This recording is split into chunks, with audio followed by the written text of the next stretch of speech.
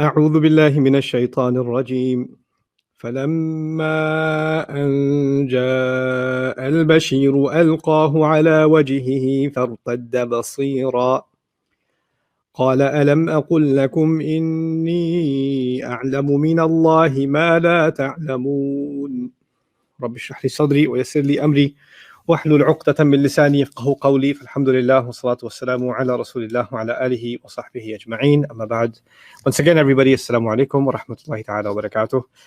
Today, I try to discuss with you some lessons I've come to learn from ayah number 96 of Surah Yusuf. I've titled, as you can see in the video, I've titled this, Didn't I Tell You? Because that is actually part of the phrasing inside of the ayah. So let me start right away by translating it for you. You guys recall yesterday we talked about how he was being taunted and he was the recipient of the aggravation of his extended family, meaning his grandchildren. Even according to Qurtubi, this conversation took place between him and his grandchildren, where they were basically calling him insane and how you're still so committed to your old confusion and you're still lost and you're practically insane and things like that. And he even said that, I'm going to say this, and had it not been that you called me insane in this way, then you probably would have sent this scent also. Allah would have gifted you this gift also, but you can't see it that way because you've shut your eyes and you've shut your senses to that dimension, meaning the dimension of faith. You just don't see it that way. Now, weeks have gone by, days have gone by, and this abuse continues, and finally the caravan has arrived. And this is the ayah about the caravan arriving. I remind you, yesterday I said that in the Quran, ayah after ayah, the scene progresses very quickly, so you might feel like this happened in a split second. He had this exchange with his grandkids and his daughters-in-law, and then immediately after that the good news came. That's not the case. This is actually describing something that took a long time, and if we pay close attention to the language, that actually does become clear. So the ayah is فَلَمَّا أَنْ جَاءَ الْبَشِيرُ, then finally when it came to pass, or it so happened, it actually occurred that the giver of good news came along. The congratulator came along. Now, obviously, who's the congratulator? That'll be a discussion, but that's the language. Al-Bashir, the one who gives good news. Alqahu ala wajhihi, he cast it upon his face. Obviously, the shirt doesn't have to be mentioned by name now because we know what's supposed to be cast on his face. So when finally it so happened that the giver of good news came along, he cast it on his face. فَارْتَدَّ بَصِيرًا, and he became restored to his state of being someone who can see. Basir meaning someone who is able to see. قَالَ أَلَمْ أَقُلْ لَكُمْ, he said, didn't I tell you? إِنِّي أَعْلَمُ مِنَ اللَّهِ مَا لَا تَعْلَمُونَ, certainly it is I who knows from Allah what you don't know. That's the ayah we're discussing today. Okay. There's an outstanding discussion from last time that I want to bring to your attention before we get into today's conversation. And that is, yesterday we saw that in ayah number 95, Qala abuhum. Allah didn't say Yaqub said, or the father of Yusuf, Abuhu, his father said. The language is, or simply just the pronoun, he said. Instead, the language is their father said, Abuhum. Right, this is significant because he's been attributed as the father of theirs. Inna abana lafi dhalalim mubin. Or in the case of Yusuf alayhi salam, go give this shirt to my father. Right, so he used abi. Inna lahu aban, he has a father. So the pronoun he, my, your, our, their, that's been varying when it comes to father. In this particular ayah, Allah chose to tell us, to describe Yaqub alayhi salam not just as the father of Yusuf, but he described Yaqub as their father. Now who's they? Technically he's the father of all of his kids, right? But they're not there. They're in Egypt, or they're on their way back. So in a sense, what it's expressing is he's the father of the entire clan. So even when they're gone, he's the father of the grandkids too. So, and in saying that, what does that imply? Well, the Quran's timeless teaching, which is even pre-Quranic, is وَبِالْوَالِدَيْنِ إِحْسَانًا, that you have to be the best you can be to your parents. And the honor one is supposed to, direct towards their mother and their father is a timeless principle of this religion. And by using the word abuhum, he's worthy of their respect twofold. He's not just their father, he's their father's father, is illustrating the contrast between the way in which they spoke to him and the way that he's become accustomed to being insulted, لَوْلَا أَن تُفَنِّدُونَ, he's become accustomed to feeling that way, even though he's their father, as if Allah himself, subhanahu wa ta'ala, is offended that how dare they talk to their father that way. This is important for us for a lot of reasons. This is actually the family of Ibrahim alayhi salam, very directly, right? So this is not a family of like Nuh alayhi salam where he's the believer and his family is not believers, right? These are all Muslims. Everybody in the family is Muslim. What are we learning about sometimes a dysfunctional Muslim family? That the dysfunction isn't that some people are believers, other people are not believers, and that's why there's a conflict inside the family. But actually, every member of the family in this case is Muslim. They all believe in Ibrahim alayhi salam. They all believe in Ismail and Ishaq alayhi salam. That's all already established. That's already there. It's a given. They even call on Allah, right? Dallahi. So that's not the issue here. But what we're learning is just because you're Muslim and just because you have a good upbringing environment around you, even if you have a good role model around you, doesn't mean that you uphold your faith in Allah, doesn't guarantee that you uphold the values that this deen comes with. So what can happen in the life of a Muslim is that they can hold on to some parts of their faith as part of their identity and let go of other parts of their faith as if they have nothing to do with their identity. Let me be more specific. Somebody can pray, somebody can do dhikr, somebody can look the part of a very, sincere believer. They can, I find it interesting. Sometimes people comment on, brother, can you please put a cap on your head, or can you make your beard longer, or trim your mustache shorter, and things like that. People have these comments about my appearance. I find it entertaining personally because not that I'm making fun of their understanding of the religion, but Alhamdulillah, I had a chance to study these things and I understand them to a certain extent for myself. I don't talk about fiqh issues on my public platform because that's not my area of expertise. I study that part of Islam for myself and for my family. I study the Quran as something I want to learn and something I want to teach. But other aspects of Islam are actually personally for my own benefit. So when I'm about to go to Hajj or Umrah, I'm going to study the fiqh of Hajj and Umrah. If I'm about to, if I'm about to engage in any, sort of ritual, or if I'm about to, do something that I need to understand the rituals of our religion, I'll study that carefully for myself. Because these are matters in which there are differences and there are scholarly discussions. And sometimes these questions illustrate how little people have, access to scholarly discourse that is very classical on some of these things. And it's because of the culture that they're surrounded by. They see Islam in a certain way. And they're not able to see it outside of that bubble. The historical bubble of Islam is much bigger, and the contemporary bubble of Islam is much smaller, right? So you're around a certain group of Muslims, you see Islam is limited to that. But coming back to this subject, why am I bringing that up now? Because what can happen is somebody holds on to their faith, their prayers, their rituals, their appearance. They are very particular about how long their beard should be, or what, what kinds of pants they should wear, and things like that. All of that is very particular. Or what kind of food is halal and not halal and haram, and all of that. But there are other dimensions of the same religion, like respect for parents, like patience, like, when you're engaging in not raising your voice, inna ankara al-aswati la sawtul hamir, the ugliest sound is the braying of a donkey. Waghdud min sawtik, the wisdom given in the Quran is lower your voice. Obviously, nobody's raising their voice when they are having a normal conversation. It's in conflict situations that people raise their voice, right? So what the advice being given is, in conflict situations, lower your voice. But those things, even people that are ritualistically religious, identify themselves as Muslim. When it comes to the manners of Islam, it's like that doesn't even exist in the religion. It could be that they're observing the appearance, like a young girl could be wearing a hijab and observing the 5 prayers and still disrespects her mom, still disrespects her dad, still lies, still openly falsely testifies. That can happen. So what happens is sometimes we pick one part of the religion and we say, well, that's where my Islam stops. The rest is my own domain, right? And it's a pretty scary thing, because if that can happen in the family of a prophet who will obviously teach the holistic deen, he's not going to teach them the religion in portions. Well, you just hold on to the beliefs and the rituals, but the ethics and the morals and the manners, that's not something to worry about.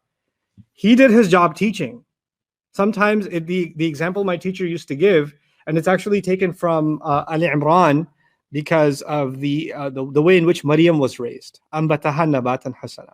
So I'll give you that analogy. Sometimes you have a garden and you put the seed in the garden. The soil is perfect. It's the right kind of soil for growing plants. Because if you have the wrong kind of soil, it's not going to give the nourishment to the plant. Right? So you have the right kind of soil, and it's getting just the right amount of water, and just the right amount of nutrition, and just the right amount of rain, and just the right amount of sunlight. Everything for the growth of this plant it's perfect conditions. But there's something wrong with the seed itself. Right? So you planted 3 or 4 different seeds. Some of them are coming out beautifully. They're all getting the same sun, the same water, everything. But there's one seed is refusing to take advantage of all the nutrition that is coming its way. You understand? Sometimes it so happens that you are in a good environment. You are surrounded by the opportunity to correct yourself. In this case, you're living in the family of a prophet, for God's sake. And the father figure of your family is a prophet of Allah. And you are from the heritage of Ibrahim alayhi salam. Right? And it's you have to appreciate the irony. You can be in the most nurturing garden and not grow properly as a plant, right? That's the analogy. And what is the analogy of Ibrahim alayhi salam? You could be in a desert and grow a perfect plant, right? Because he was surrounded by a hostile environment that has nothing to do with nurturing your faith. Everything in his environment was wrong. And he grows up, or he turns into this profound tree of faith, surrounded by nothingness, surrounded by the desert. And now he wants this tree that he's become, its seeds to become a garden. And now that's supposed to become even more, so that the future generations, it's even easier for them to hold on to their faith. They don't have to go through the hostility that Ibrahim alayhi salam went through. That's what he passed down. And now he's got sons. Those sons have grandsons. Those grandsons have great-grandsons. And they're all believers. And they all know what their father went through to hold on to this faith. And they all have come to know Allah. And they've left the ways of shirk. All of that's happened now. And they understand the institution of prophethood. And yet their manners are no different than someone who had no knowledge of Islam. No different. That's a scary reality. And in sharing that with us, Allah has taught us that this is one of the things that can easily be forgotten in the life of a Muslim or in Muslim family life. That we may hold on to Islam, but we may let go of the manners that come with it. We may let go of the treatment towards each other that come with it. And that's a very easy thing to let go. So you don't even have regard for your grandfather or your father or elders in general. Or little siblings are, talking to older siblings like they're garbage. And there's a culture now. Obviously we're exposed to lots of things that previous generations, even a decade ago, even kids 5 years ago, weren't exposed to. Kids are playing video games now on social media, right? People have screen names. People are, foul mouthing each other, trash talking each other. You're garbage. You're this. You're that. And there's a lot of like self aggrandizing. I'm number one. I'm gonna kill everybody. I'm gonna do this. I'm gonna do that. Like it's a culture of like demonstrating how amazing you are and celebrating your own greatness in sports. Whereas, when somebody made a good shot back in the day, if you really know how to play basketball and you made a good shot, and other people, came give you a 5, but the one guy who made a shot is like, yeah, number one, this, that. Nobody wants to play with that guy. Like, no, because they're too obsessed with themselves. You understand? But now that's become kind of a thing where you're self-absorbed.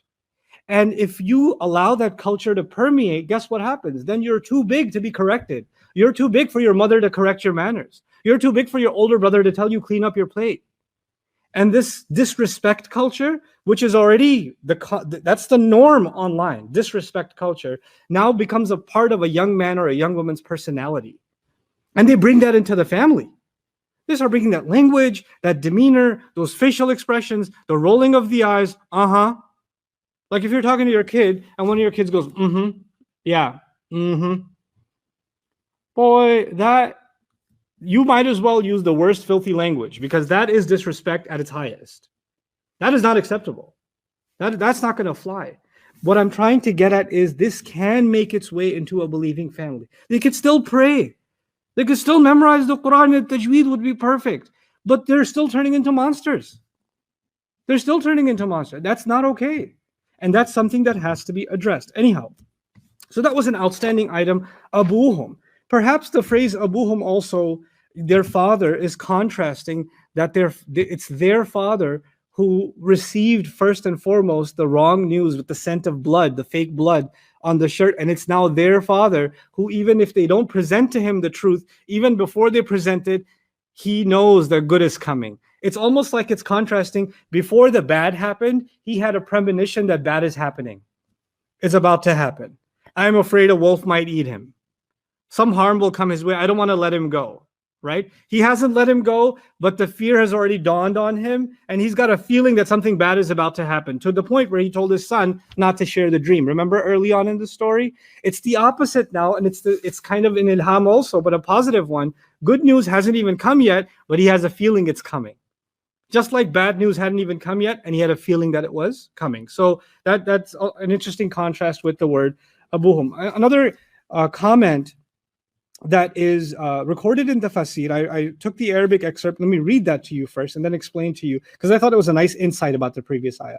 قال أهل المعاني, the people that seek deeper meaning into the ayat of the Quran have said. So this is a generalization, so it's not attributed to one scholar in particular. إن الله تعالى أوصل إليه ريح يوسف عليه السلام عند انقضاء مدة المحنة ومجيء وقت الروح والفرح من المكان البعيد.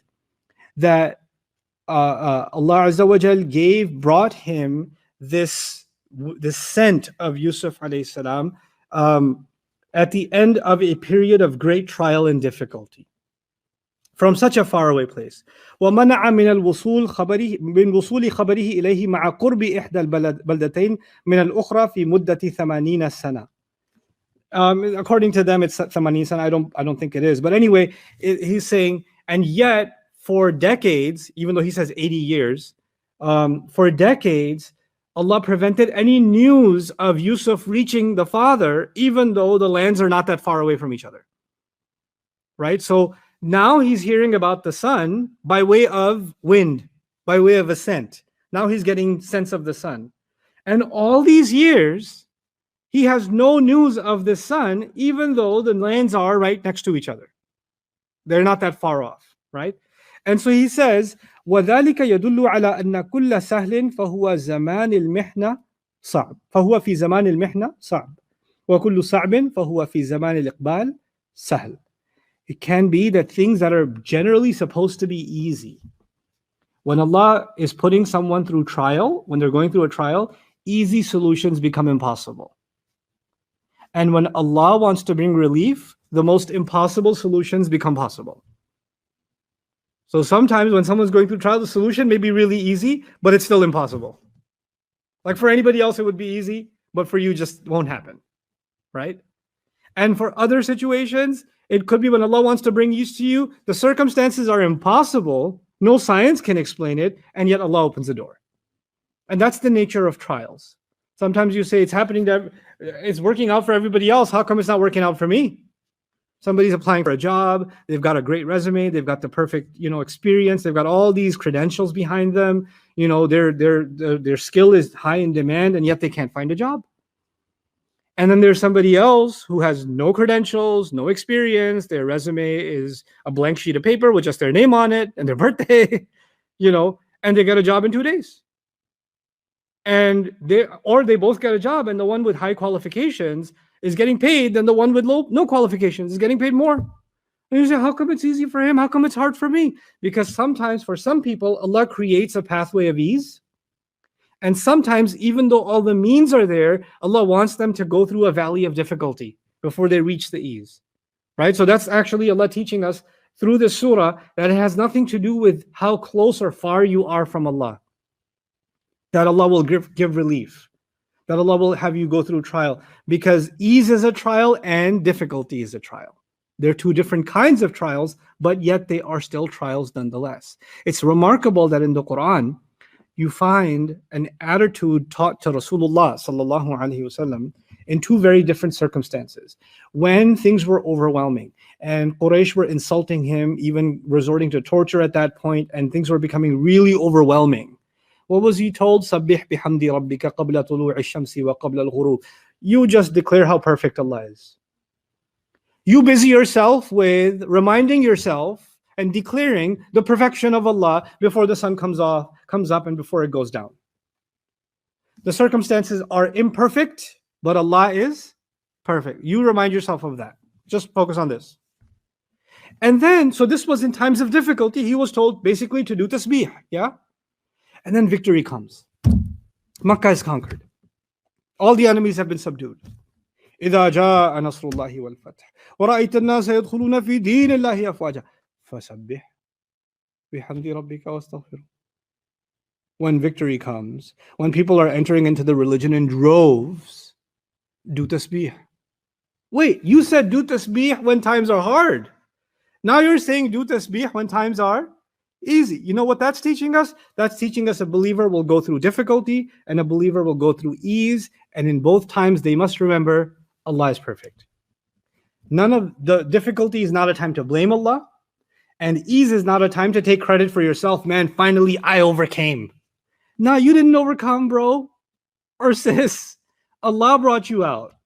That's still a time to remind yourself of the perfection of Allah. So, and also to remind yourself that even when ease comes, that ease isn't endless.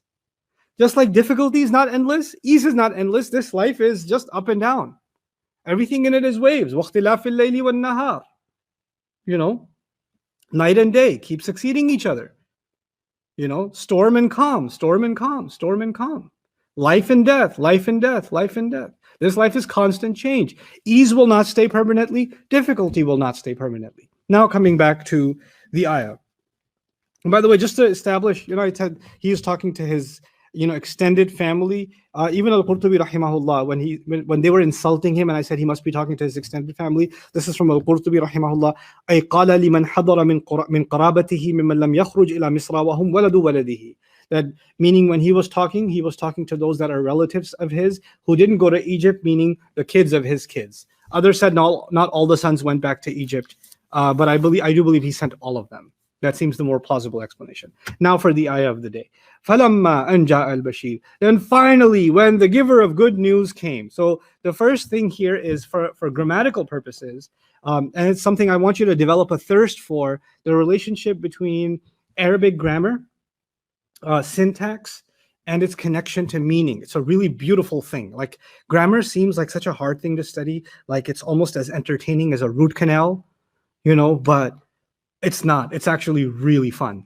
And once you get into it, it's an addiction. It's such a high, because then you start discovering things about Allah's word, and insights into Allah's word that the translations aren't designed to tell you. It's not a fault of the translator. They're just not equipped to, the translation isn't a mechanism by which some of these discussions can even exist for anybody. But for those of you that are interested in a little bit of Arabic grammar, and for those of you who'd like to quench or develop a thirst for it, and I'm saying all this because I'll be teaching Arabic soon and I hope you join me. An actually, it's considered za'ida here, meaning you can say فَلَمَّا جَاءَ الْبَشِيرُ, translation would be then finally when the giver of good news came, the congratulator came. And now you have an an in there, فَلَمَّا أَنْ جَاءَ الْبَشِيرُ, and technically it's considered za'ida, which means an add-on preposition, which would mean that the translation is virtually the same, then finally when the giver of good news came. So the translation is not quite capturing the an. We have to do something to address that. So an has been explained in two interesting ways. One way I'll take from Ibn Ashur, borrow from his elaboration. He says this is an للتوكيد وتحقيق, meaning that this is an emphasizing an and it's materializing. Now what does that mean? That means previous ayat where I can sense the scent of Yusuf. I find it over and over again. And their kids, the grandkids said, "Oh, you're still in your old craziness? Come on." And actually, when the good news came, when the giver of good news came, meaning when in actual fact, his words were proven true. So the un makes it an actual fact, as if now it's like they got face palmed, right? They got owned because the news has come true. So when the truth of it came out is captured inside the word an. Imam Fakhruddin al-Razi says that an may represent a fi'il mahdhuf, which we can call an omitted verb in English. So فَلَمَّا ظَهَرَ أَنْ جَاءَ الْبَشِيرُ, which is very similar in meaning, when it became apparent, or when it so happened, ظَهَرَ, when it so occurred that the giver of good news finally came. So it's actually continuing the irony of that conversation before. They were poking fun of him, and when in fact he did come, and that dramatic shift is actually inside the word, and it's really quite beautiful. And there's these two explanations that eventually lead to the same thing. But now let's talk about who is this giver of good news. I'll summarize the classical tafsir commentary. It's pretty consistent on who this could be. وَالْبَشِيرُ قِيلَ هُوَ شَمْعُونَ. Bashir, it's said, is one of the brothers, Sham'un. So one of the brothers of Yusuf. وَقِيلَ يَهُوذَا, and it said Judah, mean Yehuda. قال أنا أذهب بالقميص اليوم. I will go with the shirt today. كما ذهبت به ملطخا بالدم, just as I went so long ago when it was riddled with blood. Meaning, I was the one who gave him the shirt stained with blood. I'll be the one to give him the shirt that tells the truth. قاله ابن عباس. This has been attributed to Ibn Abbas رضي الله تعالى عنهما. وقال وعن السدي, and according to Suddi, أنه قال لإخوته, he also said to his brothers, the brother that went with the shirt, قد علمتم أني ذهبت إليه بقميص الطرحة فدعوني أذهب إليه بقميص الفرحة. You guys all know I took the shirt of grief and calamity to him. Let me now take the shirt of joy to him. So in these narrations, the story gap is being filled. The question, because it doesn't say one of the brothers went. It says the giver of good news went, right? So who's that giver of good news? The explanation has been it was one of the brothers.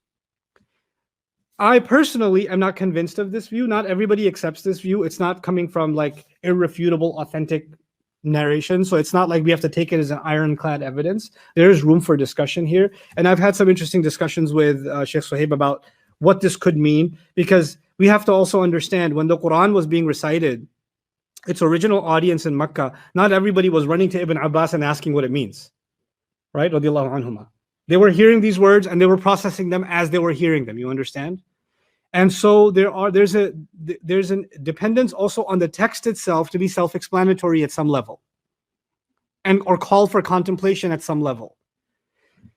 So now, what are the other possibilities? Well, one certain possibility is al-'ir, right? The caravan. And because the caravan is an official royal caravan coming from the wealthiest nation in the land, Egypt, the fact that it's coming towards the village, those of you that watch Ertugrul, whenever somebody's coming towards the village, they hear the drums and they see the flags coming in, and then they all come out and they're like, good news or bad news, and they have like eight minutes of crying or whatever happens. But anyway, the point is when a procession comes to a village, it's not a small thing. You don't just enter a village. This is a pretty big deal that's coming in, and it looks from afar, because of the colors and the celebration and the gifts that it bears, that it's coming with good news, right? And it could be that the brothers are in it, but here's the reason that made me skeptical that it's one of the brothers. Allahu a'lam. And maybe it is the brothers, but the reason I'm skeptical is these guys went and lied to their father to his face and then yelled at him for even bringing up anything to the contrary for years on end. Yes? I have a hard time imagining that one of them walks in and Allah describes him as the bringer of what? Good news. Hey, Dad, guess what? We've been lying to you all these years. Here's the shirt to prove it. He's alive. You were right. We were just messing with you. And all those insults we hurled at you and called you crazy for thinking he's alive. Yeah, it was all a lie. But I'm so happy that it's all okay now because he's alive and here's the shirt. I just don't see it.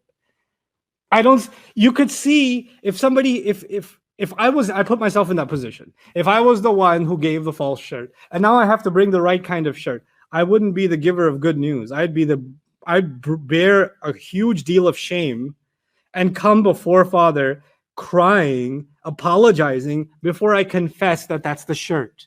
You understand? Like I wouldn't describe myself as the bringer of good news. I would describe myself as the bringer of a confession first and foremost, right? And it would be actually pretty disingenuous for someone who has committed such a heinous crime to come in and act like that crime never happened. Hey, Dad, guess what? He's alive. What do you know? Wolves aren't that good at eating. As if you want to gloss over your crime and let's just focus on the positive, right? Let's not make this a negative occasion. That's really disingenuous. You should own up to the wrong that you did. So for those basic psychological reasons, I have a hard time wrapping my mind around the Bashir being one of the brothers. So what other possibilities are there? It could be that because they've been told to go with along with a caravan, none of them can find it in themselves to face father. So they take one of the royal employees, one of the servants of Yusuf alayhi salam, and say, "Could you take the shirt, please? That's the house over there." And so this representative from the royal kingdom that is run by Yusuf alayhi salam comes in. "Excuse me, sir, are you Yaqub, the father of Yusuf?" And et cetera. And he says, "Yes, I am, sir. I come on behalf of your son Yusuf," and gives the good news and hands him a shirt. And there's kind of this, he's officially the bearer of good news. I get you guys are so Islamic because you're on Facebook, so you don't watch movies and stuff. But in movies, sometimes, astaghfirullah al-azim, they have like kings that send the bearer of news, like the king's announcer. He comes on a horse, he comes down, he opens up a scroll and says, "Hear ye, thus announces the king," etc., etc. And it could be that he's giving a warning, or it could be that he's giving good news, right? And sometimes when he bears good news, he becomes the Bashir. So it's actually this Bashir who's coming, this giver of good news that's coming, and telling Yaqub alayhi salam. And that's, to me, is one plausible explanation. It could also be that the caravan itself, the Eid itself, its procession at large can be considered the bearer of good news. When the caravan arrived, meaning the scent got that close, and the details of how the shirt was given to him has been kind of omitted, but it's been the gap is filled by our imagination, clearly, because it doesn't have to be spelled out. That's the second explanation, that the Bashir could refer to the caravan at large. But I like Suhaib's suggestion the most, the third suggestion. And that is something that actually occurred. There's a shahid, ironically. There's an evidence for it in the surah previously. You remember in the case of the when the shirt was ripped from behind, that scene? وَشَهِدَ شَاهِدٌ مِّنْ أَهْلِهَا, one of the witnesses testified, right? And some Mufassirun actually suggested that witness is the shirt itself. The shirt itself testified. Even though that wasn't a very plausible explanation then to attribute the shirt to be the witness, because it says from her family. The shirt isn't from her family. So it didn't fit. But actually here, the word Bashir can actually serve the purpose of the shirt, because the actual bearer of good news, the actual bearer of the heavenly scent of Yusuf is who? Is what? The shirt itself. So when the shirt itself arrived, so وَجَاءَ al-Bashir could actually be al-Bashir wa huwa al-Qamis. So the shirt itself arrived. So there are these possibilities of the shirt, and the shirt, or an emissary, or the caravan at large, or one of the brothers. Those are the possibilities of what the bearer of good news is. And I do think that there are multiple possibilities here. Allahu ta'ala alam. Anyway, so but that affects the interpretation of the rest of the ayah. So let's just go with the shirt for now. Let's see how that affects the interpretation. Well, the ayah says, فَلَمَّا جَاءَ أَنْ جَاءَ الْبَشِيرُ أَلْقَاهُ عَلَى وَجْهِهِ. He cast it on his face. He cast it on his face. So if it was a brother, then the brother cast it on his face. The brother, gently, put it on his face, or hand it to him to put on his face. Or if it's a servant, he put it on his face. He's lying in bed. He's sick, and now it's being placed on his face so he can smell it. But if it's the shirt itself, meaning when the good news, the shirt itself came, he grabbed the shirt and he put it on his face. Like there's this remarkable scene where he's just drowned in his son's shirt. He's drowned in his son's shirt. When you miss one of your kids, mom, sometimes when your kids get older, the son travels to college or goes somewhere, and you find one of his shirts in the closet or in the laundry. And what do you do with that shirt? Oh, my baby, it's my baby. And dads do it too, by the way. Right? This idea of just being emotionally drowned in the joy of that scent. He smelled it. It was getting smaller, getting stronger, and getting stronger, and getting stronger. And finally, the good news itself is here. The good news is the shirt itself. And he's just got it on his face. Alqahu ala wajhihi. The happiness was already there. It was building and building and building, despite the negativity of his family. We already saw that. And now finally, as he put it on his face, فَارْتَدَّ بَصِيرًا, he became one who can see again. Irtidad here, irtidad is انقلاب الشيء إلى حال كان عليها, when something goes back to the state it used to be. So he went back to being someone who can see. He went back to undo his blindness. Now, there's discussion about whether or not he was actually blind or his eyesight became extremely weak. Besides the point, miraculously, the emotional healing led to his physical healing, is what the Quran is saying. Now, that could be divine intervention, and it could also be an insight in the Quran about how if you have caused someone wrong, then make it right, and perhaps their physical pain may go away. You may be able to get rid of their physical distress by alleviating the harm you may have caused, or giving them that physical relief. In this case, it's the shirt that serves that purpose. فَارْتَدَّ بَصِيرًا. قال, he said. Now we get to the fun part. So he's lost in the joy of the shirt. The tears of joy are rolling off of his face. Maybe he's crying, Yusuf, Yusuf, Yusuf, my baby, my boy, my boy. And he's lost in that joy. But now who's around him? By this time, the sons have arrived. The extended family, who kept calling him crazy for talking about Yusuf, is all standing there with their jaw dropped. You understand? So the scene in the family and how they perceive him and what they were to him and what they have to be to him now has immediately changed. And this is for the first time where he is not a powerless old man who's losing his sight and his health, bedridden. He is in a position of lay the smack down. He's in a position to put them in their place for the first time. He could actually now, oh, you're going to get it. So what he said, well, before I tell you what he said, let me tell you what he didn't say. Didn't I tell you Allah will help me against the lies you come up with? Remember when they came with the shirt? Didn't I tell you you're a bunch of liars and Allah will help me? Didn't say that. افتريتم وغضبتم علي? You made up this lie and all these years you were angry at me? You were the ones insulting me? When you did the shameless act and you called me insane? You had the audacity to do this to me? For all this time? This is what you did? How do you even look at yourselves in the mirror? That's not what he said. كم عذبتموني سنوات طويلة. How much did you torture me? Do you realize how much you put me through? Year after year after year? Not one day did you feel remorse for my tears? No, that's not what he said. بئس ما فعلتموه فعال عليكم فلا تقربون. How disgusting is what you people have done. You call yourselves my sons? Get lost, I don't want to see you. Shame on you.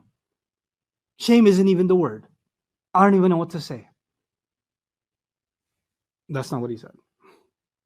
I mean, that's what I would say. I'd do more. I'd say less, I'd do more. I'd find a well. I'll chuck them in one at a time and see how it feels. I'll check back with you in a week. I would be after the joy. Now it's time to make right. And even the last time he sent them, he mentioned Yusuf and they got angry at him. Remember that? That's not even years ago. That's the last time he saw them. And none of this is coming out of his mouth. This is where I'm in shock about this man. I'm just in awe of Yaqub alayhi salam. What kind of heart Allah gave him.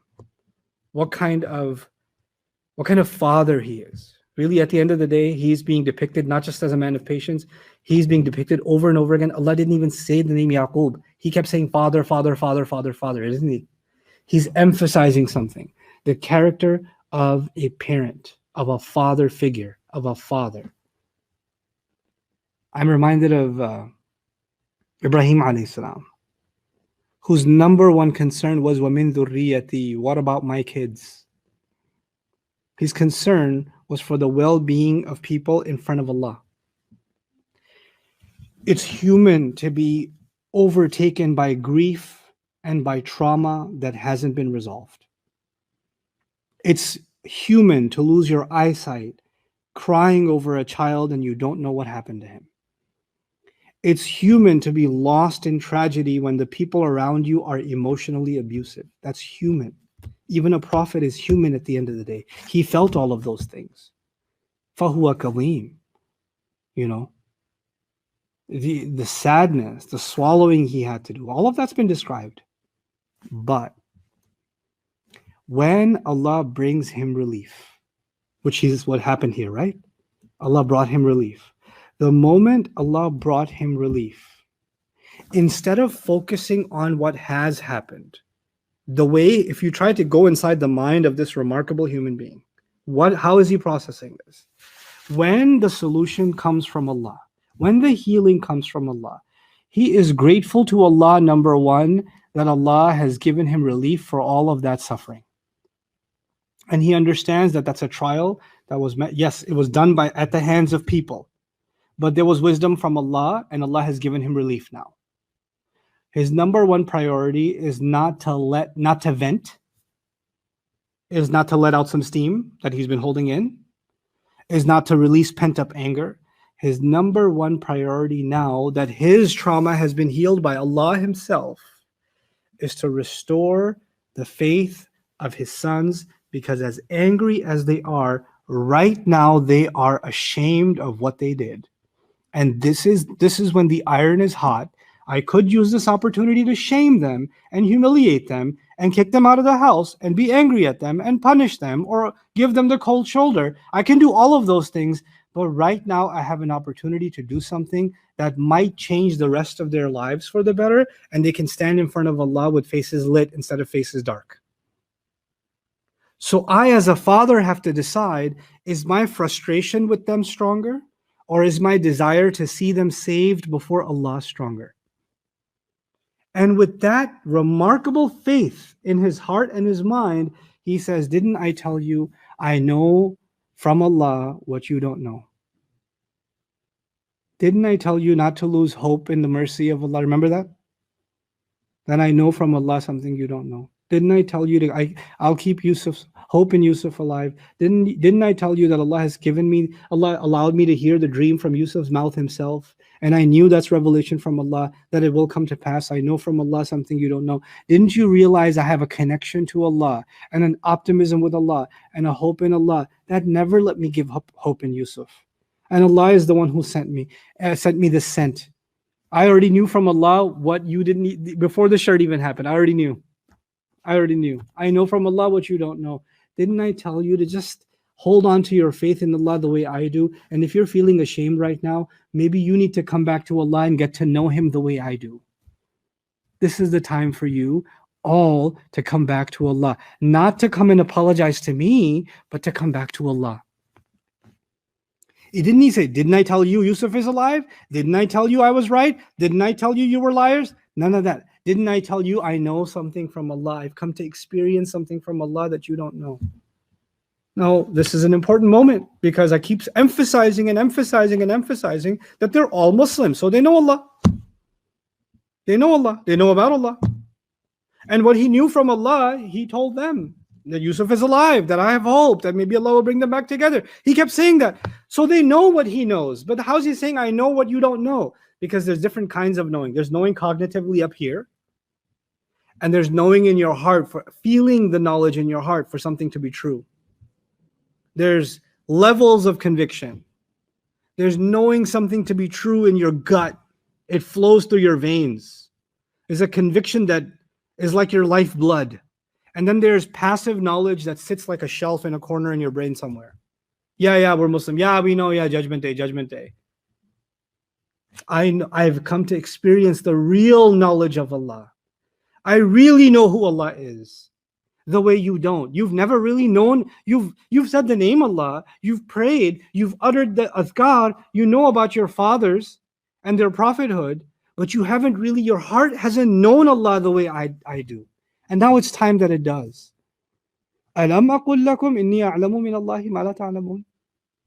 It is like he found the most profound moment to not make them ashamed of him, but to make them ashamed before Allah.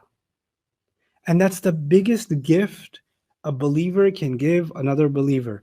Inspire them to make tawbah.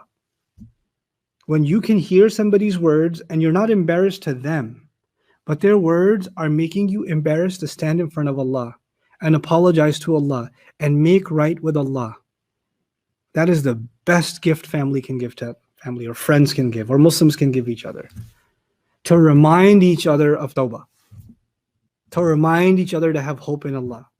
To remind each other to be bonded to Allah. To cry to Allah. To find joy in Allah. To believe in the relief that Allah will bring. Man, that's what He wants for His kids. And He knows that if they do that, then all the wrongs they can make right. If they can just get to know Allah that way.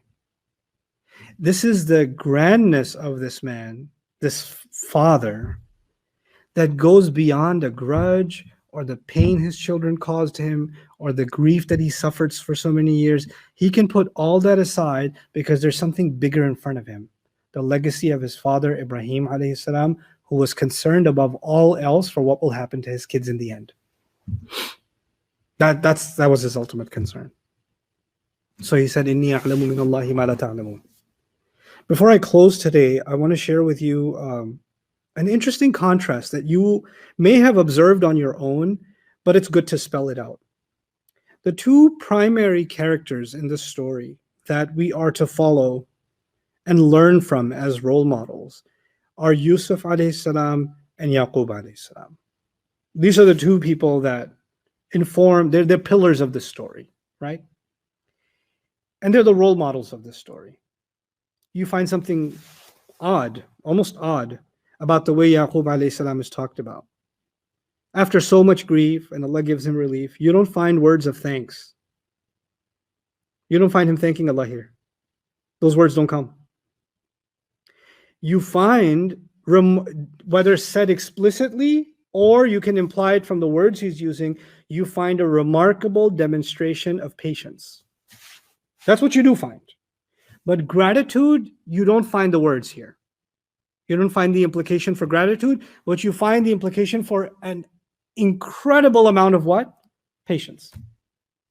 By contrast, when you study the depiction of Yusuf alayhi salam in this story, you're not going to find a lot of language surrounding or theme surrounding his sabr, even though sabr was always there.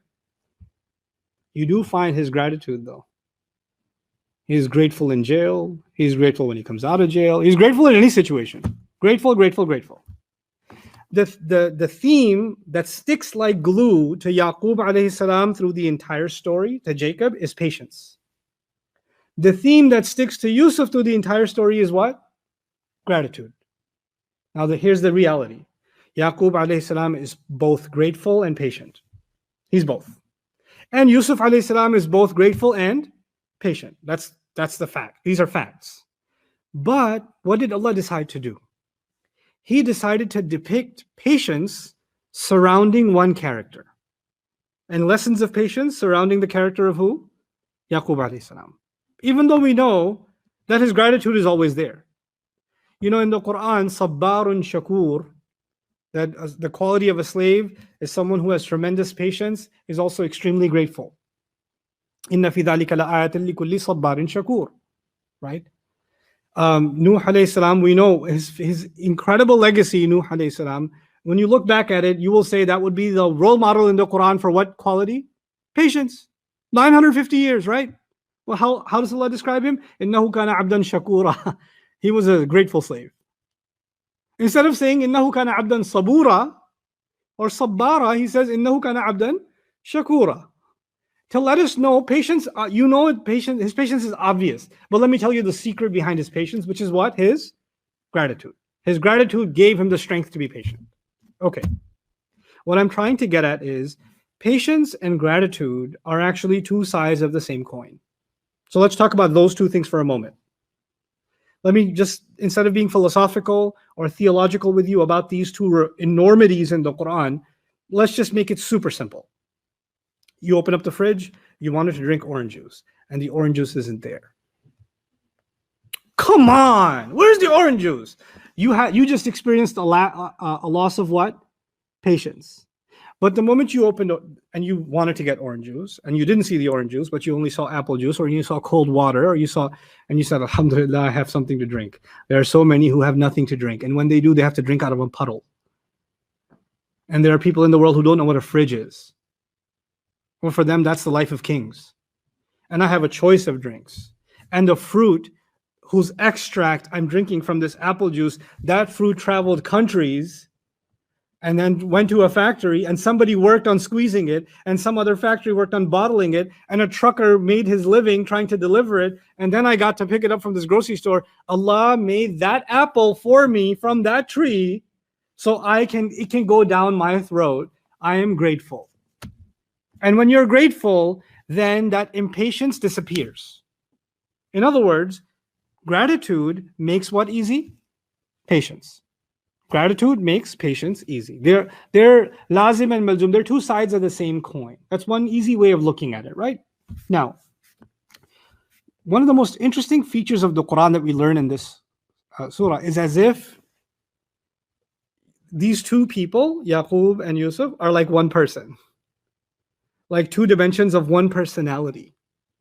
Because a person should be patient and a person should also be grateful. And what Allah does, He's not telling us that Yaqub alayhi salam isn't grateful, but He's going to highlight lessons of patience in the character of Yaqub. And then He will highlight the lessons of gratitude in the character of Yusuf, as if to tell us the prophets and the people Allah talks about are so complementary to each other that it's as if they are one body. Like, the ummah is described as one body. Here you have two prophets being described as one body, one spiritual body. And maybe this is going to inform our study of other surahs and other characters and other individuals in the Quran, where Allah will highlight one thing about them, but there will be someone complementary where Allah will highlight something else about them, and you have to look at the two of them together to find the whole picture. You understand? So it's a really beautiful, unique, sophisticated feature of the Quran that Allah Azza wa Jal does that. And He's done that here with, because for Him to just say, I know from Allah what you don't, the choice of words here, the impatient choice of words were many. And it takes an incredible amount of sabr to choose these words, to overstep all of your negative feelings, and to choose what will actually be of benefit to these children of Yaqub and these grandchildren of Yaqub, that this will be a lifelong teaching moment for them. Subhanallah. Inni a'lamu min Allahi ma la ta'lamun. And you notice in the Quran, we don't find much more being said by Him. We're going to find one more statement by Him, and then the story doesn't actually talk about Him. It doesn't talk about what He says. So the few things that Allah mentioned that He says must be of that vital importance. And it must be that I know from Allah something you don't know, which has been repeated multiple times now. I know Allah in a way that you don't know. It's one way of thinking about it. I know of Allah in a way that you don't know. Is a theme Allah wants us to nail into our hearts.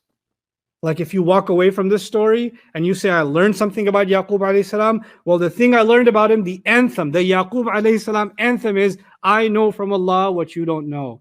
In other words, I have a hope in Allah, I find relief in Allah, I find my strength in Allah, I am grateful to Allah, which makes me strong in my patience to Allah in a way that you don't realize, and that's okay. I'll try to instill that in you. It's remarkable that these words came out of His mouth when they were shaming Him, and these words are coming out of His mouth when they are actually apologizing to Him. His stance doesn't change. He's saying the same thing. He's a constant in the family. He's a pillar. He doesn't shake. Everybody else is wavering, but he's the rajul of the household. He's the spiritual anchor of this household. So His words stay constant. And this is what we're taking away from it. أعلم من الله ما لا تعلمون. This is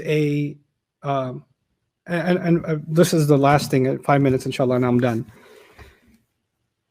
You see, the shirt is not Yusuf. Seeing Yusuf, hugging Yusuf, kissing his forehead, crying on his shoulder, letting him cry on his chest, that's the actual moment of relief. The shirt itself is just a piece of cotton. It's not a person. It's not a family reunion. It's at the most, if you want to give it spiritual significance, it's a sign from Allah that relief is coming. Yeah? But it's not the relief itself. You understand that, right? Now think of it this way. If Yaqub alayhi salam, Allah decided to take his life and the angel of death came to him before he got back to Egypt. Imagine. Does he die sad or happy? He dies happy. Why? Because the relief, the grief he felt in his heart has already been removed by way of a shirt, even though he actually never felt the relief itself. You understand that? In other words, there's a theme here. There is the actual joy, and there is finding comfort in the guaranteed promise of joy. Let me take you away from Yaqub alayhi salam, give you another example. There's a guy who's absolutely bankrupt, doesn't even have food to eat for the next meal. And he gets a letter that next month you're going to get $1 million. There's a long lost uncle of yours. Here's the address. You're going to be handed this mansion and $1 million and a lifelong income and all of this stuff. And he's going to be a millionaire in a month. For the next month, he's still homeless. For the next month, he's still got nothing. But he's got this letter. This government certified, legally certified letter. And even though he has one meal a day of one bite, everybody else is miserable around him. And he's like, why are you so happy, bro? I know something you don't know. I got something that's a guarantee of something that will give me relief in the future, right? Well, he got a letter from the government or a lawyer or something like that, and he has confidence in it. The promise to Yaqub came from who? It came from Allah.